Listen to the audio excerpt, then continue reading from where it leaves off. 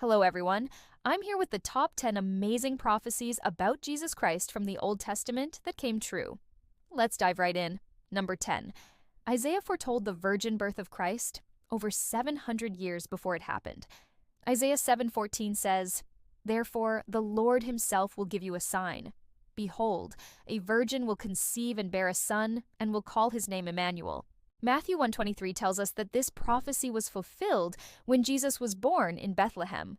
"Behold, the virgin shall conceive and bear a son, and they shall call his name Emmanuel," which is translated into our language, "With us is God." Number 8. Isaiah also predicted Jesus' hometown. Over 700 years before Jesus' birth, Isaiah 11:1 foretold that Messiah would be born in Bethlehem. "There shall come a shoot from the stump of Jesse, and he shall bring forth fruit from his roots." In Matthew 2:1, we read that Joseph and Mary traveled to Bethlehem because a census had been decreed by Caesar Augustus. And so Jesus was born in Bethlehem, fulfilling this prophecy. Number 8, Micah 5:2, foretold the birthplace of the Messiah.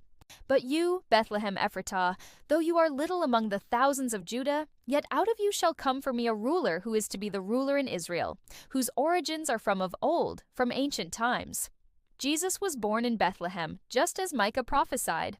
Number 7, Jesus' genealogy traces back to Judah.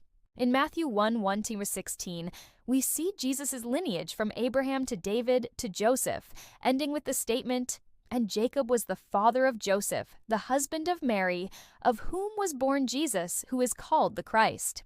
As Micah predicted in Micah 5:2, Jesus was a ruler whose origins were from Judah.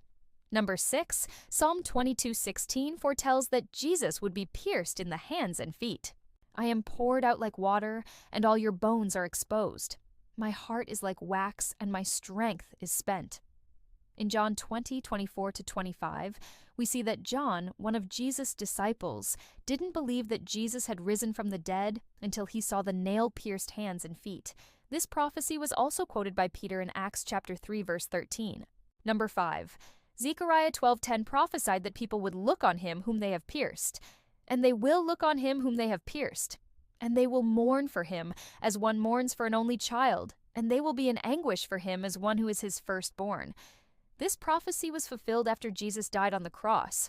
When the centurion and those with him who were guarding Jesus saw the earthquake, the rending of the veil of the temple, and the darkness that fell, they were afraid. They said, "Truly this was the Son of God." Matthew 27:54. Number 4, Isaiah 53:5 says that Jesus was wounded for our transgressions. "But he was pierced for our transgressions. He was crushed for our iniquities. The chastisement for our peace was on him, and by his wounds we are healed." Jesus was crucified on the cross. While he was there, he cried out, "It is finished." And at that very hour, the earth trembled, and the veil of the temple was torn in two. So the chief priests and the people were gathered together in the courtyard of the temple, and they were saying, "What is this great earthquake that has ever happened?" Mark 15:37-38. The earthquake, the rending of the veil, and the darkness over the sun all occurred at the exact moment that Jesus died, proving that these scriptures were being fulfilled. Number 3, Isaiah 53:9, prophesied that Jesus would be laid in a tomb with the wicked.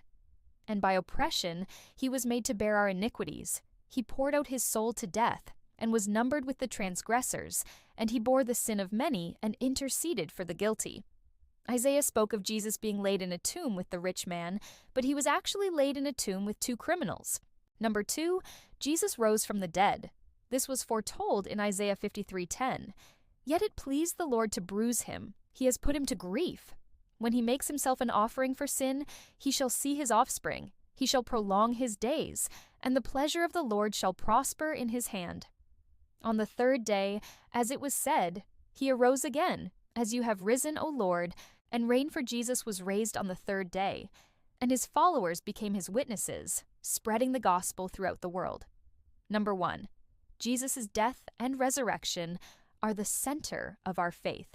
1 Corinthians 15:3-4 says, "For I delivered to you first of all that which I also received, how that Christ died for our sins according to the Scriptures, and that he was buried, and that he rose again on the third day according to the Scriptures.